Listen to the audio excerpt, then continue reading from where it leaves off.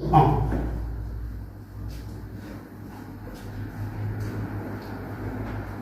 On va lire le verset 5 et le verset 6. Le message que je prêche ce matin,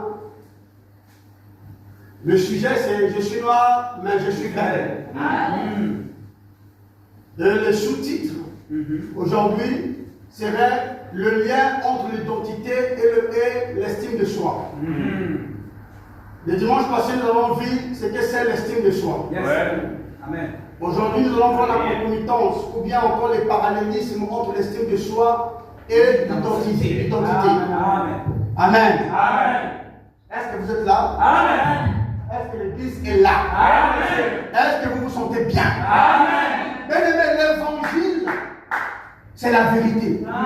L'évangile, c'est la prédication de la vérité. Amen. Et la Bible dit, vous connaîtrez la vérité et la vérité vous affranchira. Ce qui affranchit l'homme, c'est la vérité.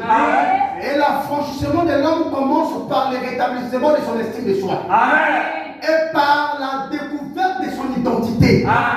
C'est ça. Amen. On peut te prêcher tous les mystères. On peut te prêcher toute la Bible et tout le message. Si tu ne connais pas qui tu es et quelle valeur tu as, tu ne feras rien. Et tu ne seras pas agréable à Dieu. Parce que ta foi ne trouvera pas en toi une subsistance. Et l'estime de soi, ce n'est pas de l'orgueil. Non, monsieur. Rien à voir avec l'orgueil. Et c'est là que nous avons failli. On a voulu montrer aux gens qu'on était des bons prédicateurs. Qu'on maîtrisait l'eschatologie de la Bible. L'eschatologie grecque et hébreu. Alléluia.